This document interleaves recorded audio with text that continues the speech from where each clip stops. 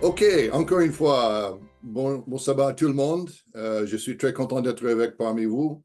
Le sabbat dernier, ma femme et moi, nous avons eu l'occasion d'être à Montréal et nous avons eu l'occasion d'entendre M. Figueroa aussi, d'être avec le pasteur Bruno Leclerc et sa femme Chantal. Ils sont vraiment très hospitaliers. Nous sommes très contents d'être avec nos frères et nos sœurs à Montréal et nous voulions y retourner un jour. Eh bien, le titre pour mon sermon aujourd'hui, c'est Prophétie, c'est un combat contre le plan de Dieu. Prophétie, c'est un combat contre le plan de Dieu. Le sujet des prophéties bibliques peut vraiment exciter certains auditeurs, mais peut aussi en rebuter d'autres. Pourtant, Dieu nous a appelés à faire partie à une église qui, selon Apocalypse 12, non seulement observe les 10 commandements, mais aussi a un esprit de prophétie. Notre Bible est composée selon certains récits jusqu'à 25% de prophéties de toutes sortes. Si nous devons vivre selon chaque parole de Dieu, nous devons aussi connaître et comprendre autant que possible les prophéties bibliques ainsi que les principes de la vie chrétienne. Aujourd'hui, je vais vous expliquer brièvement pourquoi les prophéties bibliques sont utiles dans nos vies. J'ai l'intention de passer en revue les prophéties de Daniel chapitre 2 et chapitre 7. Le livre de Daniel est une fondation, c'est un modèle pour notre compréhension de la prophétie pour le reste du Bible, y compris le livre de l'Apocalypse. Commençons un grand récit aujourd'hui. Mais d'abord, pourquoi est-ce que la prophétie vous est-il utile? Tournez avec moi en Isaïe, le prophète, chapitre 46. Isaïe 46. Isaïe 46, verset 9.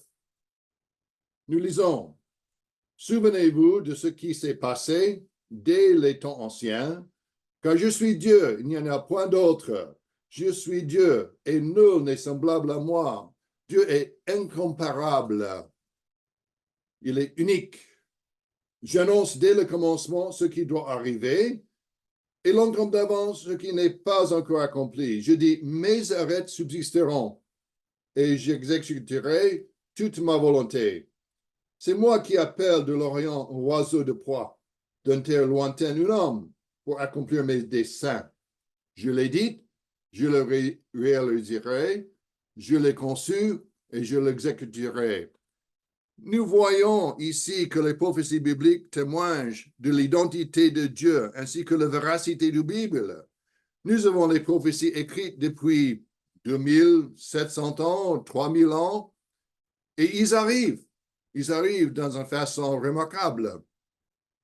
Nous voyons ici que Dieu, c'est le Dieu qui peut prédire l'avenir. Et il fait ça pour nous encourager, et aussi pour montrer qu'il est Dieu, il est en charge de l'histoire. Et ça, nous allons maintenant à le deuxième point, pourquoi la prophétie est utile pour nous. C'est une aide à renforcer la foi dans les moments de découragement, les moments difficiles. Il faut dire que les dernières 2 semaines aux États-Unis, c'était des semaines bouleversantes de manière politique. Aussi en France, on a eu une élection bouleversante. On a eu des attaques contre les chemins de fer. On a eu des élections en Angleterre. Nous avons 2 guerres. Une guerre en Ukraine, une guerre en Israël. Et les gens disent, qu'est-ce qui va se passer? Je dois vous dire franchement que je crois que les prochains 6 mois seraient très dangereux pour le monde entier. Et je dis cela à cause de la confusion politique aux États-Unis. Nous n'avons pas un président ou une administration qui est vraiment en contrôle. Et nos ennemis, par exemple les Chinois, s'ils veulent s'emparer de Taïwan, je crois que ça serait pour eux le bon moment. Parce que qui sait qui va être vainqueur de l'élection en novembre aux États-Unis? Je crois que les autres ennemis, ils peuvent faire leurs actions et prendre davantage de la confusion aux États-Unis et même d'ailleurs. Alors, nous avons besoin d'être encouragés dans ces moments de confusion et difficulté. Tournez avec moi à Matthieu 24. Matthieu 24. Matthieu 24, verset 11.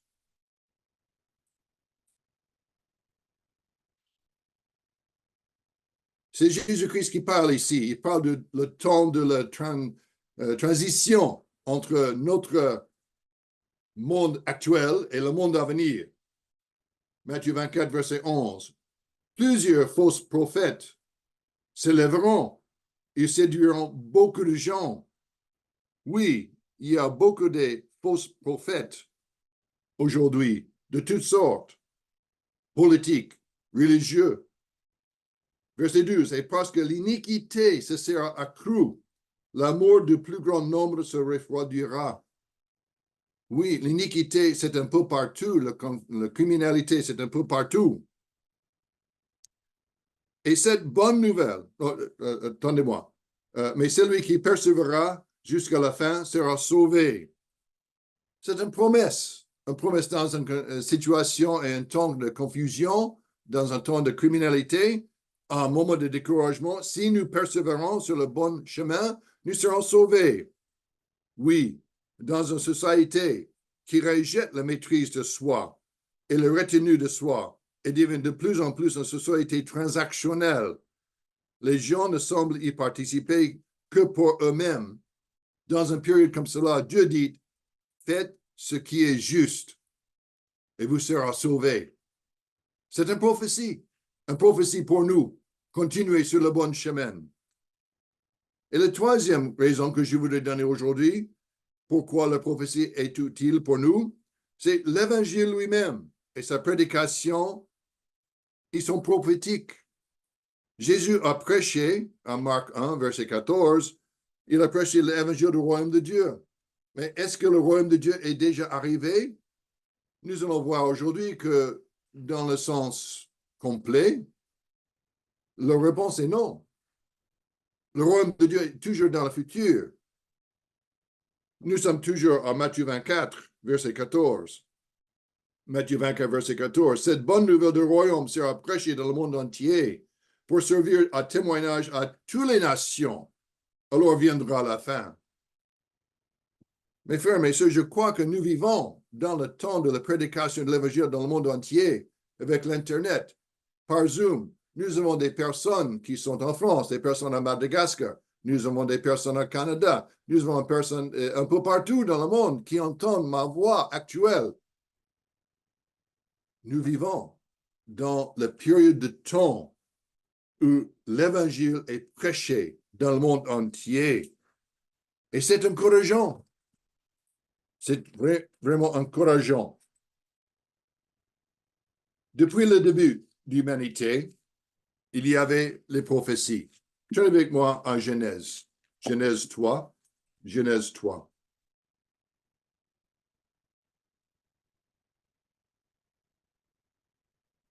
Et je ne lirai pas beaucoup de versets pour manque de temps, mais je crois que vous connaissez l'histoire. C'est la fameuse histoire d'Adam et Ève. Et Dieu dit, si vous mangez des fruits défendus, vous mourrez sûrement. Et le diable, il est venu, et le diable a carrément menti. Il a dit, tu ne mourras pas. Le fait qu'après ils ont mangé le fruit, le fait qu'ils ne soient pas morts immédiatement a conduit Adam et Ève peut-être à douter la parole de Dieu. Aujourd'hui, dans notre société, parce que le punissement contre une mauvaise œuvre n'est pas exécuté immédiatement, le cœur des fils des hommes est pleinement fixé en eux pour faire le mal. Je cite plus ou moins généralement de Ecclésiaste 8, verset 11. Nous devons tous nous garder de mensonges séduisants selon lesquels, parce qu'un désastre ne se produit pas immédiatement lorsque nous péchons ou faisons une erreur, que ce désastre ne viendra jamais. Soyez sûr que votre péché, que notre péché, nous découvrira. Et la loi de Dieu elle-même est prophétique. Si nous obéissons les 10 commandements, nous allons avoir une vie meilleure. si nous désobéissons les 10 commandements, par exemple, si nous sommes meurtriers, nous sommes voleurs, nous aurons des difficultés dans la vie. Alors, les 10 commandements elles-mêmes, elles sont vraiment prophétiques. Adam et Ève, ils ont péché, et ils ont péché. Ils ont cru au diable. Nous lisons en Genèse 3, verset 15, Dieu était en train de donner des conséquences à leur péché.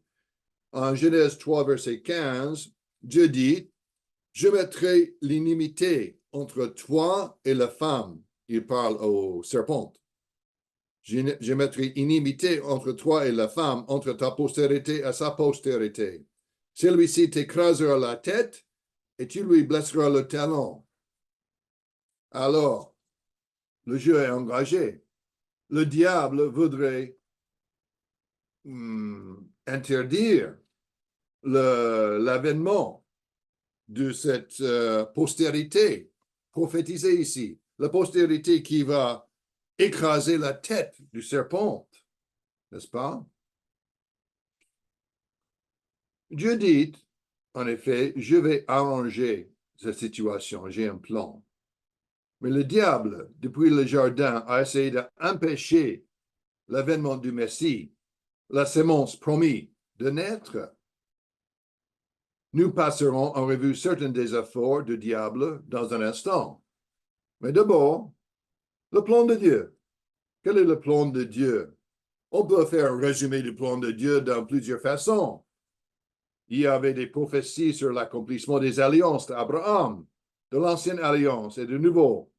À Abraham, Dieu dit la postérité promise, cette postérité que nous lisons en Genèse 3, va être un descendant d'Abraham. Et aussi le Messie naîtra par la descendance du bébé miracle, le bébé Isaac. Et je voudrais faire un résumé aujourd'hui du plan de Dieu en 3 grands mariages. 3 grands mariages. Le premier mariage, c'était le mariage d'Adam et Ève. Et c'était un mariage entre un homme physique et une femme physique. Un homme physique et une femme physique. Et ils ont produit beaucoup d'enfants, et nous sommes des descendants d'Adam et Ève. Et ce mariage était terminé par la mort, d'un côté et de l'autre. Le deuxième grand mariage, c'était le mariage au mont Sinaï, entre Dieu, l'être qui est devenu Jésus-Christ, Yahweh, et Israël, la nation, c'est-à-dire le mari était spirituel et la femme était physique. Et nous voyons que comment est-ce qu'un être spirituel peut marier quelqu'un physique, parce que les êtres physiques sont limités. Dans ce sens, toute la nation d'Israël, la pluralité était considérée comme une unité. Et nous voyons même le mot hébreu, echad. Adam et Ève, ils sont devenus un, ils sont devenus echad. Le mot echad en hébreu veut dire pluralité en unité. Nous voyons des choses comme équipe, pluralité en unité, nation, pluralité en unité. Alors, deuxième grand mariage, mari spirituel, Jésus-Christ, s'est marié avec la nation d'Israël, pluralité en unité.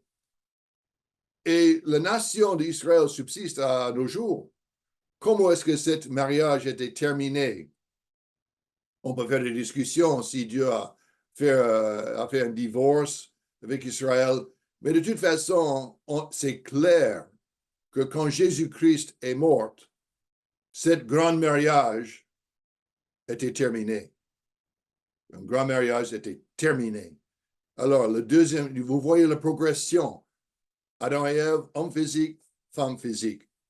Deuxième grand mariage, c'est le mari spirituel, Jésus-Christ, avec la femme, la nation physique, Israël. Et le troisième grand mariage, c'est l'alliance nouvelle, le nouveau alliance. Et nous aurons un mari spirituel avec un époux spirituel, c'est-à-dire l'Église de Dieu. Et ce mariage est encore prophétisé à venir. De la Genèse à l'Apocalypse, nous voyons ces 3 grands mariages se déroulent.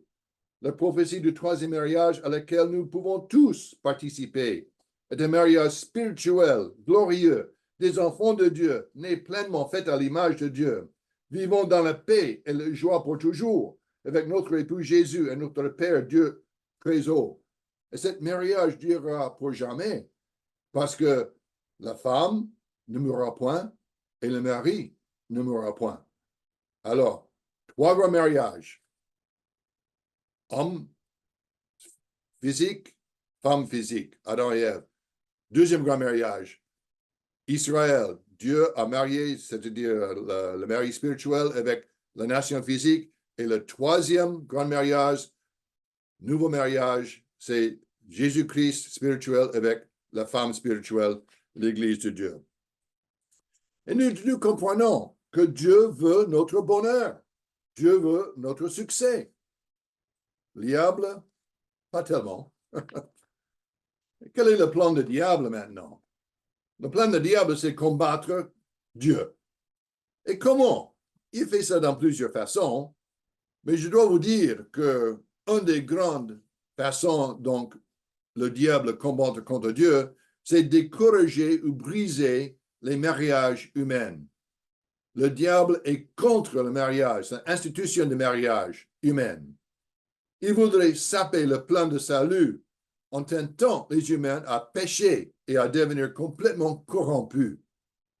Le diable a le plan tuer tous les garçons pour qu'aucun Messie ne puisse naître ou survivre jusqu'à l'âge adulte et écraser la tête du diable comme était prophétisé en Genèse 3:15. Pendant environ 1700 ans, après le péché d'Adam et Ève, Satan a influencé l'humanité à devenir violente et totalement corrompue. Dieu a détruit cette société par un déluge massif. Nous voyons dans cet événement un type, en fait, une sorte de prophétie de la façon dont le baptême d'eau, après la repentance, lavera les actions et les attitudes pécheresses et nous donnera un nouveau départ vers la vie éternelle.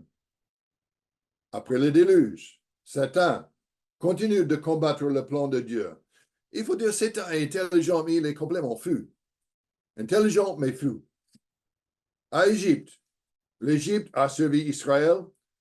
Et qu'est-ce qui est arrivé en Égypte? L'Égypte a tenté de tuer tous les petits garçons. Mais Dieu les avait libérés.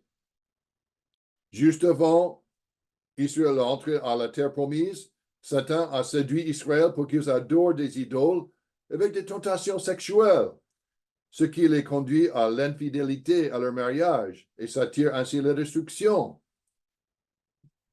Satan a plutôt réussi, mais de toute façon, Lévi est resté fidèle.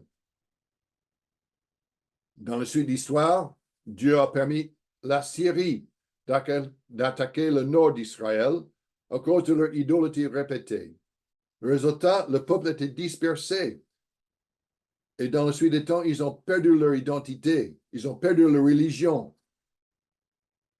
Isaïe, quand même, a prophétisé la restauration future. Dans la suite des temps, Babylone attaqua Juda et finit par détruire le temple et le culte de Dieu et déporter le peuple. Et si vous viviez à ce temps-là, on peut poser des questions, mais comment la prophétie d'un vierge concevant le Messie et de l'enfant naisse à Bethléem, comment est-ce que ça peut se réaliser? Parce que le peuple était déporté de la terre. Dans cette situation très décourageante, Dieu a envoyé un message à le prophète Daniel. Dieu encourage son peuple en cette heure difficile.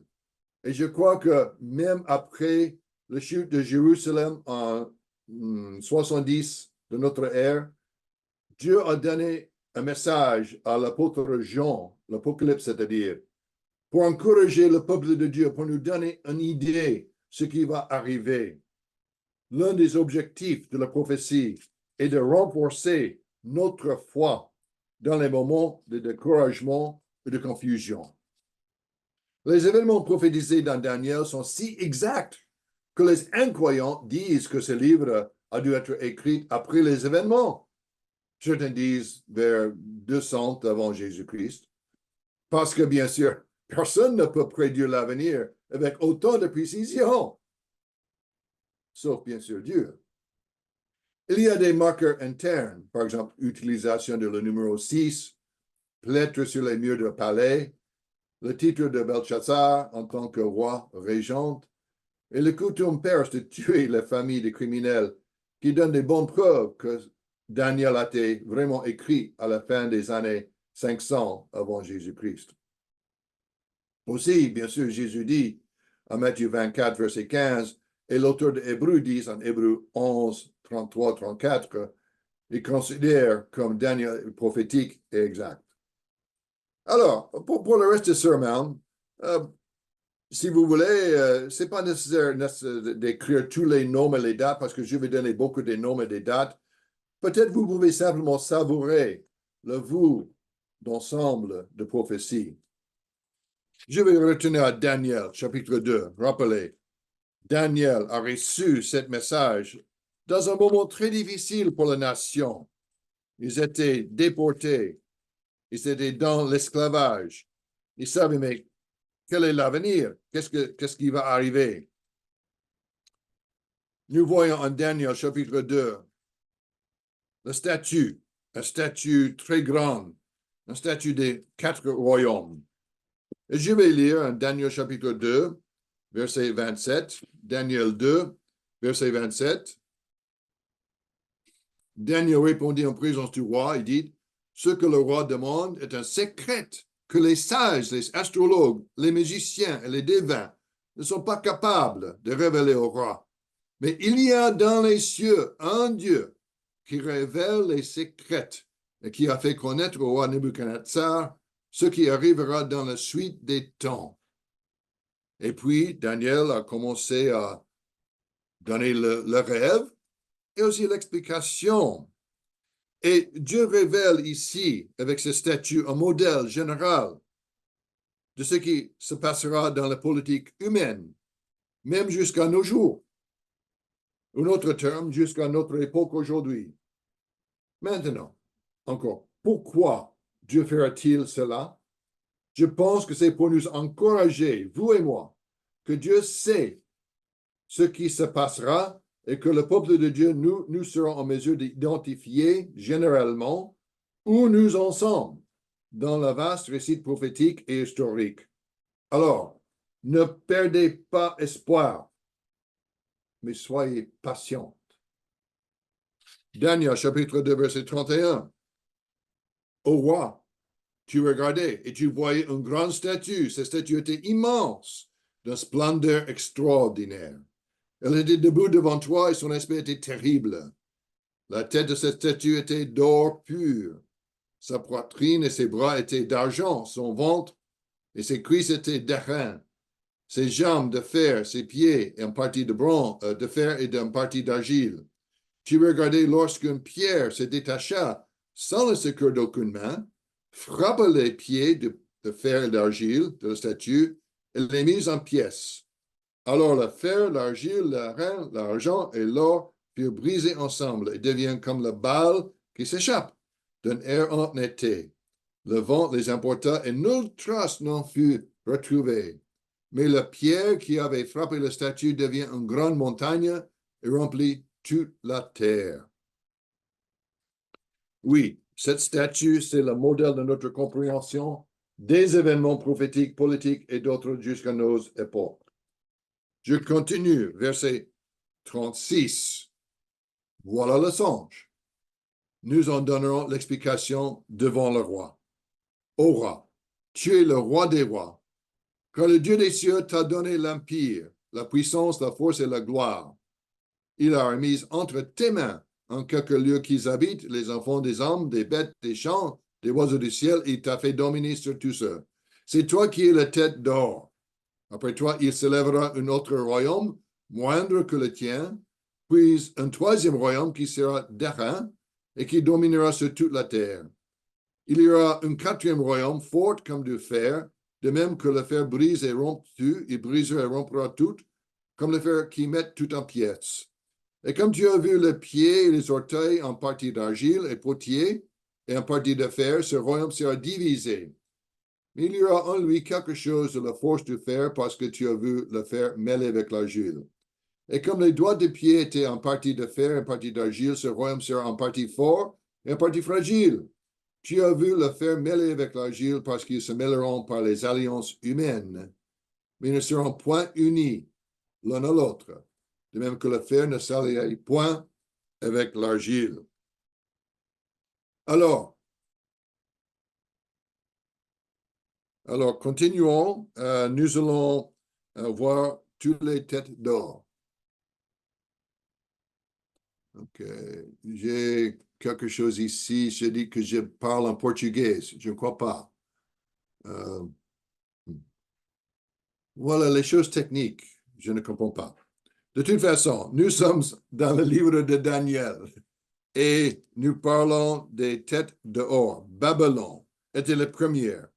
Était plus précieux dans un certain sens que tous les autres. Et c'est Dieu qui a donné le royaume à Nebuchadnezzar. Il paraît, c'est possible que Nebuchadnezzar avait l'occasion d'adorer le vrai Dieu. Vous pouvez voir le chapitre 4 après. Mais Nebuchadnezzar n'a pas fait cette transition vraiment d'adorer Dieu. Cependant, Nebuchadnezzar a appris que le trésor règne dans le royaume des hommes et le donne à qui il veut.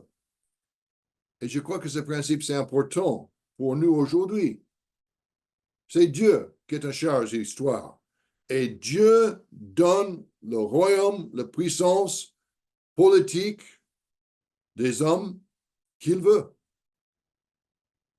Il faut comprendre aussi, le diable, il a travaillé à travers ces 4 royaumes et Dieu le permet.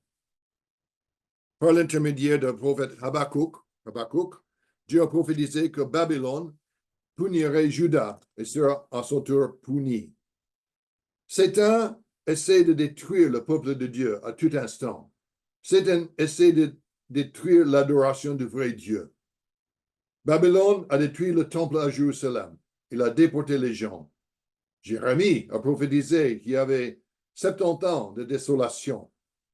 Et Dieu a protégé quelques Juifs pour que le Messie puisse naître de leurs descendants. Le deuxième grand royaume, c'était Médo-Perse, c'était argent. Daniel vit jusqu'à la chute de Babylone et au début du royaume Médo-Perse. Vous voyez ça en Daniel chapitre 5. Ainsi, la tête d'or se transforme en poitrine et en bras d'argent. Il y avait 2 composants principaux. Et dans Daniel chapitre 8, je ne vais pas tourner là, mais Daniel 8, versets 20 et 21, le bélier à 2 cornes est identifié comme étant Médo-Perse, et le bouc mâle qui finit par détruire le bélier est identifié comme étant la Grèce. Mais le Médo-Perse dure plusieurs centaines d'années. Et nous disons, bon, ça a passé très vite, mais je dois vous dire, pour moi, aux États-Unis, notre République a duré environ 250 ans. Et nous pensons que c'est longtemps. Mais quand nous lisons des choses dans la Bible, il y a une compression des événements. Donc, mais il faut dire que ça a duré vraiment longtemps. Les Perses, ils ont renvoyé les Juifs avec les ustensiles du temple. Il y avait une publication d'un décret pour envoyer des Juifs en 539 avant Jésus-Christ. Et je vais tourner en Esdras, chapitre 1er. Esdras, c'est presque la même chose en Esdras, chapitre 1er, que nous voyons dans le dernier verset en 2 Chroniques 36. Mais je lis en Esdras, chapitre 1er, verset 1er.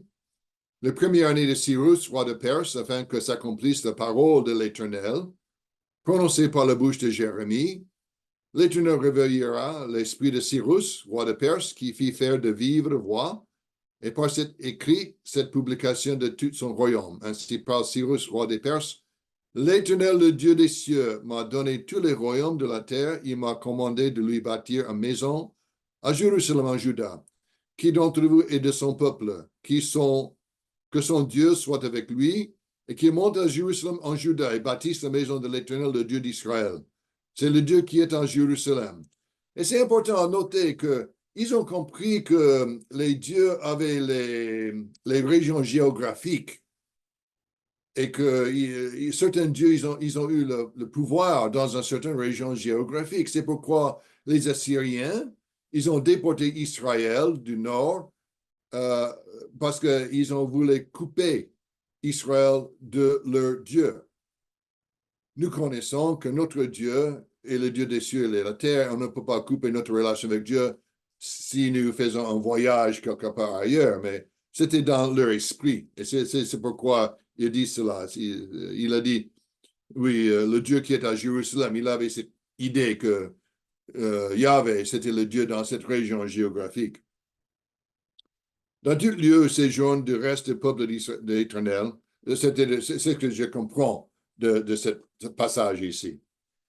Dans tout le lieu où séjourne du reste du peuple de l'Éternel, les gens au lieu leur donneront de l'argent, de l'or, des effets du bétail, avec des offrandes volontaires pour la maison de Dieu qui est à Jérusalem. Alors, ils ont voulu construire la maison de Dieu. Dieu est en train de conserver les gens pour avoir la naissance du Messie. Mais le diable aussi travaille. Satan, il fomente un plan pendant le règne de Xerxès pour tuer tous les Juifs. C'est une chose que retourne dans l'histoire, tuer tous les Juifs. Hein? Et vous voyez ce plan en le livre de Esther et ce qui va arriver pour les détails. Le troisième grand royaume, c'était la Grèce. C'était le rein ou bronze. C'est un métal de moindre valeur, mais plus résistant. Daniel n'a pas vécu assez longtemps pour voir l'étape suivante, la partie en bronze de la statue. C'est intéressant que les soldats citoyens en Grèce, d'environ 700 jusqu'à 350 avant Jésus-Christ, étaient appelés hoplites. Hoplite. Pour le mot hopla, qui était son armure. Et l'armure standard d'un hoplite était en airain ou bronze, tout comme cette partie de statue. Les Grecs, ils ont utilisé une nouvelle méthode de combat en utilisant les lances de 6 mètres et la phalange pour précipiter l'ennemi. Ils briseraient la ligne adverse puis conquéraient les armées perses massives et lentes, semblables à des ours. Les Grecs, ils ont eu des marches rapides et des conquêtes rapides comme un léopard. Le prochain plan de Satan est d'essayer d'assimiler les Juifs dans la société des valeurs grecques ou hellénistiques et ainsi de courtiser les gens loin de la loi de Dieu. Les Séleucides, ils ont même interdit de posséder un Torah ou de circoncire les garçons. Alors les Maccabées se soulèvent et défendent la loi et le temple. Le quatrième royaume, c'est de fer. Et nous connaissons, c'est Rome. Le quatrième royaume. Rome détruit les royaumes grecs de la Méditerranée. Ils utilisent la guerre totale. Par exemple, ils ont rasé totalement Carthage, un de leurs ennemis. Ils ont détruit les villes, tuant ou asservissant des populations entières qui existent. Nous connaissons que dans la statue, il y avait deux jambes de fer. C'était l'Empire romain de l'Est et de l'Ouest. Mais cet empire n'était pas divisé jusqu'au temps de Dioclétien, environ 280 après Jésus-Christ. Et officiellement, plus tard, sous le règne de Constantin et d'autres empereurs. Ça montre que le royaume de Dieu prophétisé en Daniel chapitre 2 n'a pas été établi à l'époque de Jésus. L'Empire de l'Ouest tombe officiellement en 476 après Jésus-Christ. Pourquoi? Les empereurs de l'Est ne reconnaissaient pas le prétendant du trône de l'Empire de l'Ouest, en partie pour des raisons religieuses, parce que dans l'Ouest, ils ont suivi un secte de chrétianisme qui s'appelle arianisme. Et le prêtre, le pape, ils étaient contre les ariens. L'Empire de l'Est, vous connaissez bien, n'a été conquise qu'en 1453 par les Turcs.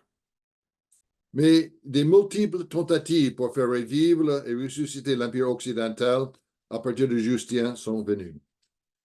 Et encore, le plan de Satan, qui combat contre le plan de Dieu, pendant la période romaine, le roi Hérode, c'est un homme édomite, il a été placé à la tête de Juda sur Rome.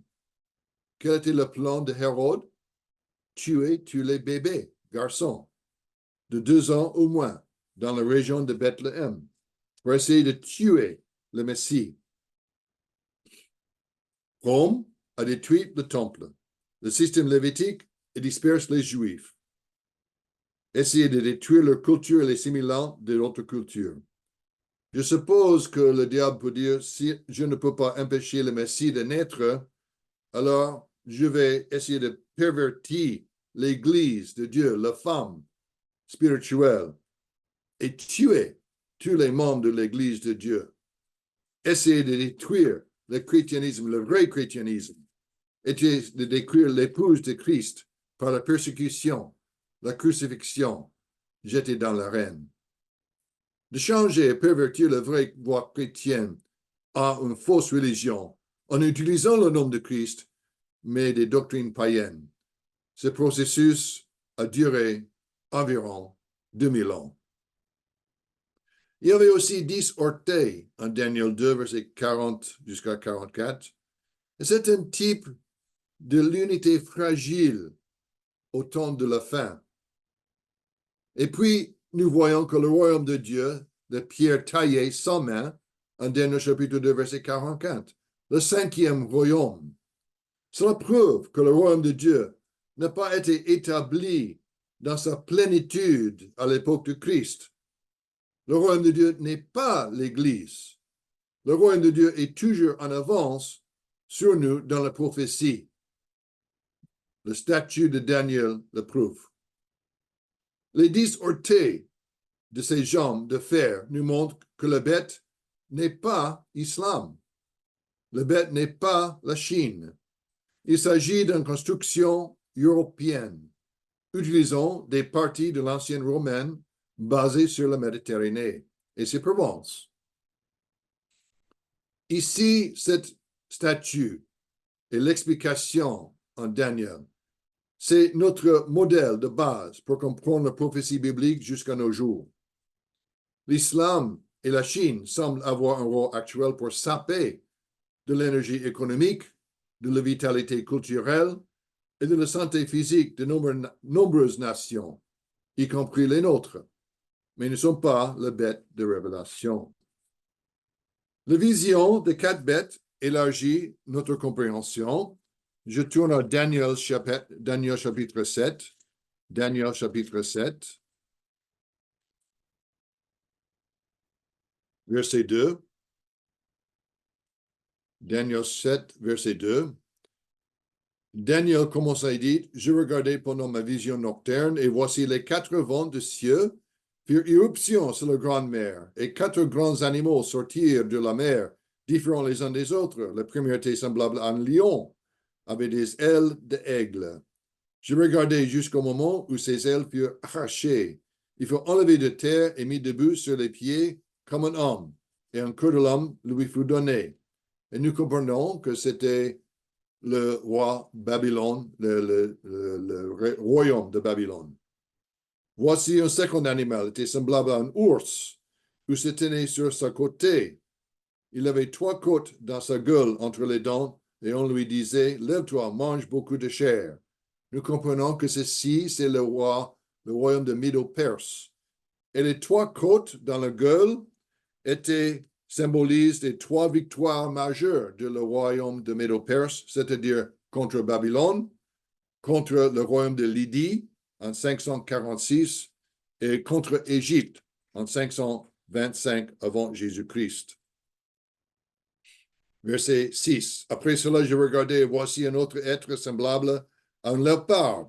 Il y avait des 4 ailes comme oiseau. Cet animal avait 4 têtes et la domination lui fut donnée. Et nous comprenons que ça représente le royaume de la Grèce, qui était très rapide. Ils ont des marches militaires très rapides. Et les successeurs d'Alexandre, ils avaient 4 têtes. 4 généraux, on peut dire. Cassandre en Grèce et Macédoine, Lysimaque en Thrace et Asia Mineure, c'est-à-dire Turquie moderne, un autre général Seleucus, qui était roi en Syrie jusqu'aux Indes, et le roi, c'est-à-dire le général Ptolémée, qui a pris l'Égypte. En Daniel 7 et verset 7. Après cela, je regardais pendant mes visions nocturnes, et voici, il y avait un quatrième animal terrible, épouvantable, extraordinairement fort. Ils avaient des grandes dents de fer, ils mangeaient, brisaient et foulaient aux pieds ce qui restait.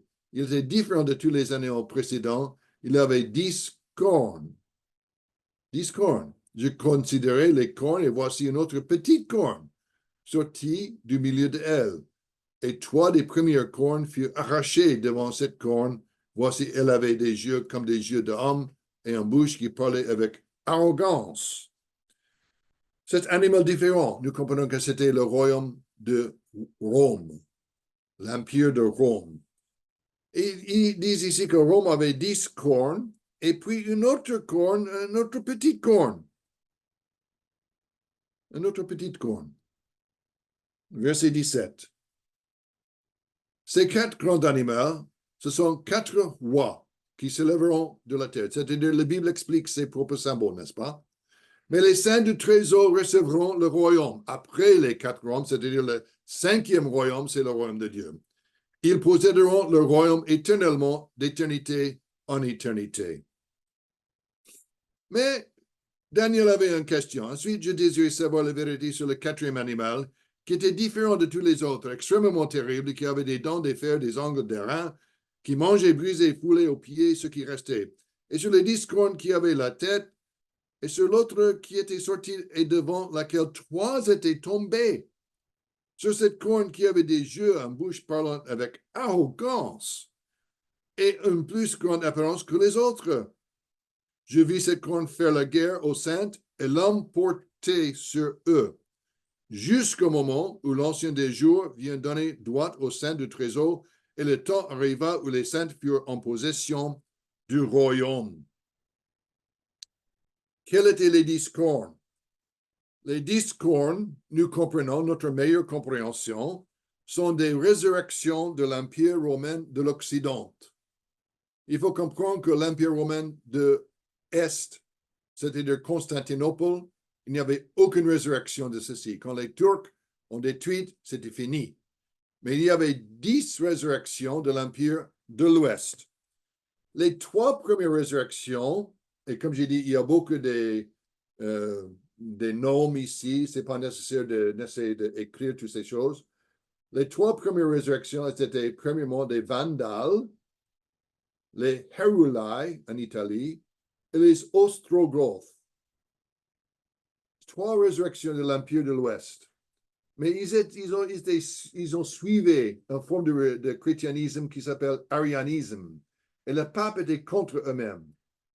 Et le pape a suscité l'Empire de l'Est sous Justinien d'écraser toutes ces résurrections, toutes les 3 premières. Et nous allons voir qui était le petit corne après. Alors, il y avait 10 cornes expliquées, les 3 premiers étaient soulevés.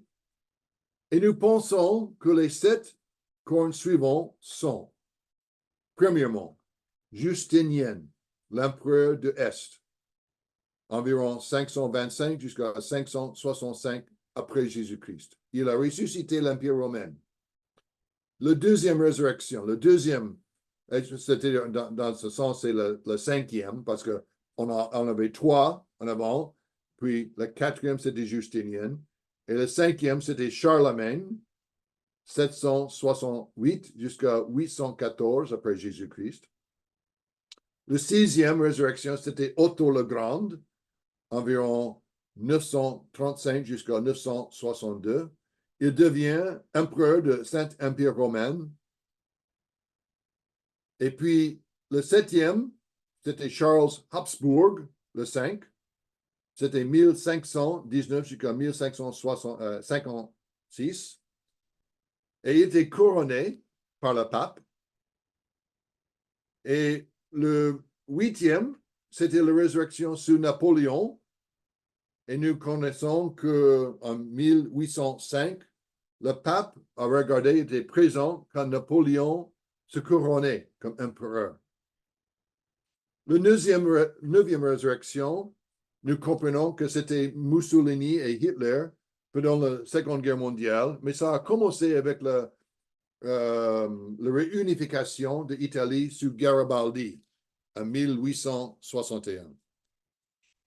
Alors, notre meilleure compréhension que c'est, il y a encore une seule résurrection de l'Empire romain qui reste. Mais retournons à ces petites cornes. Qui est ces petites cornes que nous voyons en Daniel 7? Nous comprenons, notre meilleure compréhension, que c'est les petites cornes, c'est l'Église catholique. Et le pape qui a permis l'Empire catholique oriental de détruire les trois premiers. Et comme nous allons, verset 21, chapitre 7, je vis cette corne faire la guerre aux saints et l'emporter sur eux jusqu'au moment où l'Ancien des jours vient donner droit aux saints du trésor et le temps arriva où les saints furent en possession du royaume. Il me parle ainsi. Le quatrième animal, c'est un quatrième royaume qui existera sur la terre, différent de tous les royaumes, et qui dévorera toute la terre et la foulera et la brisera. Les 10 cornes, ce sont 10 rois qui s'élèveront de ce royaume. Un autre s'élèvera après eux. Il sera différent des premiers. Il abaissera 3 rois. Il prononcera des paroles contre le trésor. Il opprimera les saints du trésor. Il espéra changer le temps et la loi. N'est-ce pas? L'Église catholique a changé le jour d'adoration de sabbat jusqu'à dimanche. Et l'Église catholique a changé les jours saints les jours saints que Jésus-Christ a observés jusqu'à les jours saints catholiques aujourd'hui. Puis viendra le jugement et on lui ôtera sa domination qui sera détruite et anéantie pour toujours. Le règne, la domination, la grandeur de tous les royaumes qui sont sur les cieux seront donnés au peuple des saints de trésor. Son règne est un règne éternel et tous les dominateurs le serviront et lui obéiront. Nous comprenons que les saints, ils étaient persécutés par l'Église catholique. Et nous comprenons que les saints seront donnés aux catholiques pendant 2 périodes de temps, 3 ans et demi, littéralement, et 1 jour pour l'année, c'est-à-dire 1260 ans. Le principe de 1 jour pour une année se trouve en Nombre, chapitre 14, verset 34, et aussi en Ézéchiel 4, verset 6. Je répète, mais je ne tourne pas. Le principe de jour, 1 jour pour une année se trouve en Nombre 14, verset 34, et Ézéchiel, chapitre 4, verset 6.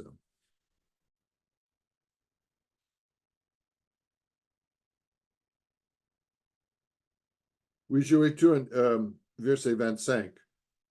Il espéra changer le temps et les lois, et les saints seront livrés entre ses mains pendant 1 temps, des temps et la moitié des temps, c'est-à-dire 3 ans et demi, ou 1260 jours.